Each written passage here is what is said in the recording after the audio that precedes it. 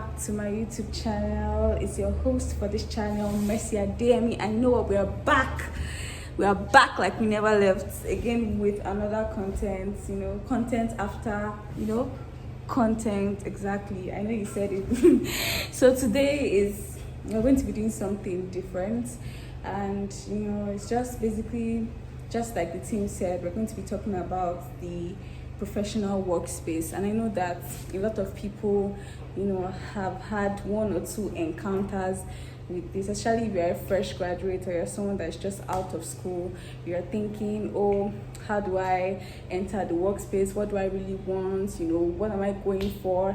I'm not saying that this video will answer all of your questions, but at least it will give you like some form of overview or surface level like introduction about the whole thing and how it works. I'm going to talk about 5 basic things that I have noticed in the professional workspace of finding yourself and things. So the first thing that I have noticed about the professional workspace, like when you are out of school, there's always that one thing that everybody's like, okay, I'm out of school now. There's that one thing, and that one thing is connection. First of all, I would like to say, please do not depend totally on connection. This is basically from pure experience. I believe that many people have someone out there, maybe a sister, a brother, someone, maybe even an uncle or someone working in an organization that you just feel like this person has secured a spot for you, so you can just come and boost into the company. You get, please don't depend on connection. Anything can happen at any time. Someone, because of the situation of the country, Nigeria, you can be out of school, and then the next thing you hear that there's no space in the company that you are looking at entering. The space is occupied. Me, from my personal experience, I thought, okay, during this NYSC time, after school, like I had a secure place where I was going to sell. Like I knew that I was going to sell there because I knew someone there, and I thought that was it for me, and just for me to come out of school. And then after I got redeployed back to Lagos, just for me to discover that the place, there's no space there again. I just said, but you said, I thought there was something there for me. Like, no, place, there's no space, too many purpose, too many people everywhere. I'm like, wow.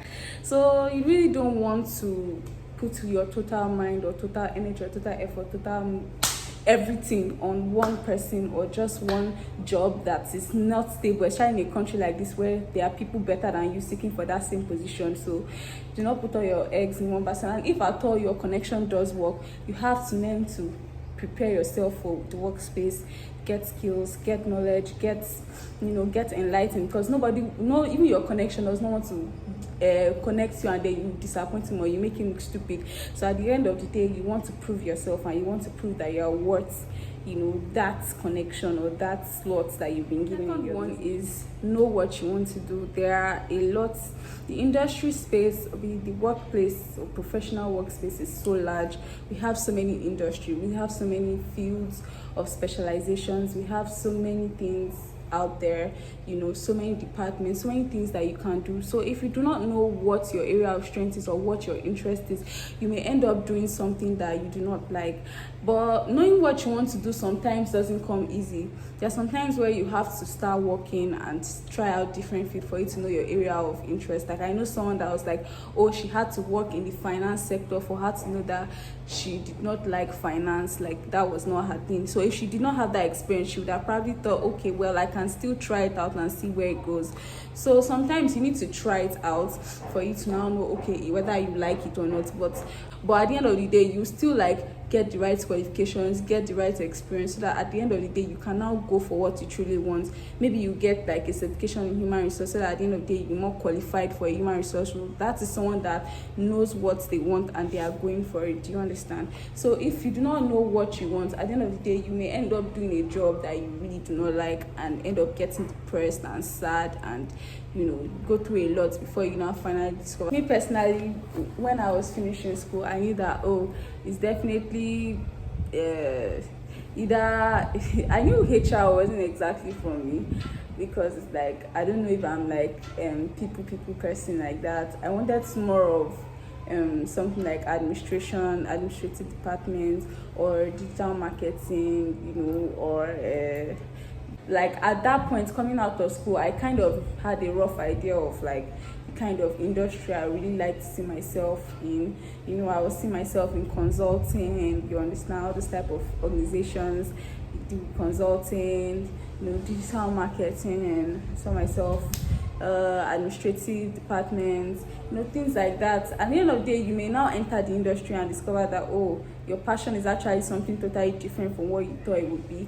But having a rough knowledge or rough idea will kind of where you want to go will kind of make you limit your options and not just go for whatever is given to you, so that you at the end of the day don't make a wrong decision. Or when you finally know, okay, what you want to do or an idea of what you have in mind to go for, then you can now develop skills in relation to that idea, like to the not that idea, to that field you are going for. Like for example now, oh, if you want to go into the tech world, and you know that, okay, what is reigning now in tech, UI UX design, SEO marketing, you know, all this Google whatever Google Analytics, or what are all those skills. Like you Google all those skills that are in relation to like what you are going for, because you know that, okay, you're a tech person, like you like tech and you want to go into the tech industry. You have to Google in demand skills, or in demand skills, yes, that the tech industry requires. Like, and you know that if you get this, you'll be like hot cake. Some people just after school, they just want to go and work, and sometimes when they now work, they now realize that they are not happy. You get? So sometimes there's no need for you to rush, especially if you are still young. Even if you are not young, there's no need for you to rush. Take your time and select what you really want to go for. Once you've decided, okay, this is what my interests are, like this is what I like, then you can now say, okay, what are the skills that, you know, in this, what are the skills I will need to have to be relevant in this field I'm going for.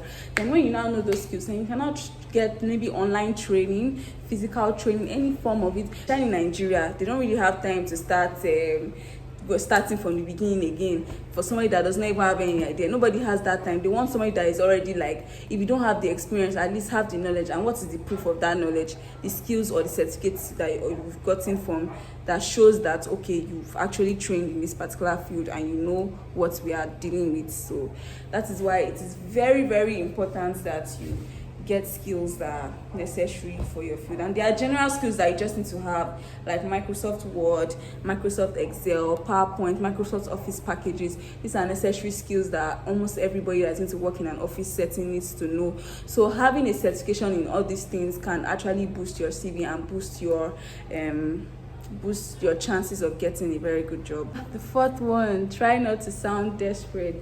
I know this personally pertains to me, because when you've looked for a job for a while, and then you keep looking for jobs, and you're just like, you're like, I want to get the job, and then finally one company or a few companies now respond to you, like, and they want to like invite you to do an interview. Sometimes because of desperation, you may be like now showing like you really want the job. I don't know, there's something I feel like I came up with during this whole process. And like, try not to sound too desperate, at the same time try not to sound relaxed. Just be in the middle. Don't sound like you don't care about the job, because that also is bad. At the same time, don't be too eager to work for them. Like, don't be too don't show too much enthusiasm, because there was a time that one person contacted me and reached out to me and was like, oh, that I saw my CV and they wanted to invite me for a job interview. And I was like, that's good. And after talking to her, and I said that he was like, I sent my details to him, and then he was like, okay. And I said, should I wait for feedback? I don't know, like maybe I was out of ignorance. And the person never got back to me again after I said, should I wait for feedback? And then my sister was like, you should not have said that. You should have just been like, okay, I would wait for your favorable feedback. Thank you, I'll be waiting for your favorable feedback, or thanks in advance for your favorable feedback, or something like that. You asking me if I should wait is like, asking the person like you should wait is like a stupid question, basically. Like, so you have to act cool, apparently. Don't act like, oh, you desperately need a job. Just be cool there. Okay, thank you for your feedback. I will await your favorable response. Thank you very much for your favorable response. Thank you. I will await your favorable response. Stuff like that. Just keep it cool, keep it calm, keep it professional. Don't really want to play cool. You don't want to be too excited. Also, for organizations that don't give you feedback, I think maybe you should just let it be. There's no need for it to now start messaging them like, oh, okay, how far that job now, or okay, what about the job you promised me, this one, that one. You know, some people, because they are so desperate. Like, there's another thing that company does that actually frustrates people. After doing maybe an interview, or after submitting your CV, the company they don't vanish. And I don't know whether it's only a Nigerian company that does that thing. They don't even give you any feedback. Like, you keep waiting and waiting and waiting and waiting. And people will not give you feedback after 2 months' time. Like, what were you doing? 2 months? Really? So sometimes it can really be frustrating, and then you really want to find out if you are still being considered for the job, and then because of that you now really want to find out, and then you now start messaging the employer, especially if you have their personal contact details, because sometimes they will give you their WhatsApp number and you start messaging. Then I just feel like you should try to avoid that. If you've messaged one time and they're still saying that you should wait, then just really avoid. At the end of the day, you don't really want to show desperation, and if they are considering you for the job, if they are really considering you for the job, they'll give it to you. Like, they'll message you, they'll contact you, and they'll tell you to go to the next stage of the employment process, or they will contact you to resume. So if they've not done any of that, just know that it's a dead trap now. The last point that I want to note is prepare for interview questions. This is where many people miss it, because they do not prepare for interview questions. Especially interview questions, the interview stage is where a lot of companies used to cut out people. And they also use that stage to just, like, a part of the bad pizza parts that you don't want to eat along with the good one, just throw it away. And you have to really, interview questions are very predictable. It's always a particular form of format. It's always standard. It's like as if they just ask the same questions all the time. You can easily search online for interview questions that companies usually ask. You see a lot of them, and most times they always repeat the questions, But please prepare for unexpected questions, because sometimes interviews can be really crazy. Like, you may think, oh, this is what they will ask me, and just come and just say, oh, you say you are proficient in Microsoft Excel? And I'll be like, yes sir, yes sir. And I'll be like, okay, do something for us, Anyway, I said I'm proficient. I did not mean that I actually am. You're like, you say you're good. There's one that asked me, she was like, well, what was your project about? What was the problem your project solved? I was like, how's my project going to help your company? I was surprised that she even asked about my project. I'm like, what if I just did project and forgot about it? Like, thank God I even remembered. Like, at that point, I would have looked so stupid. So sometimes you really don't know what they can ask you in interview questions. At the same time, packaging yourself to look fit for the job. And you don't want to go there and be like, there was one I was like, I think I want to work for you, and I was like, I shouldn't have said that, because you're not thinking about wanting to work for them. You want to work for them. Companies want to hire someone that knows that wants them, that somebody that really wants the job and wants to be there, not somebody that is like an option. You want to really go there with really confidence, like knowing that, okay, you want this job. Don't be proud at the same time. Like I said, there's a balance to this thing. Don't be proud at the same time. Don't lack self-esteem.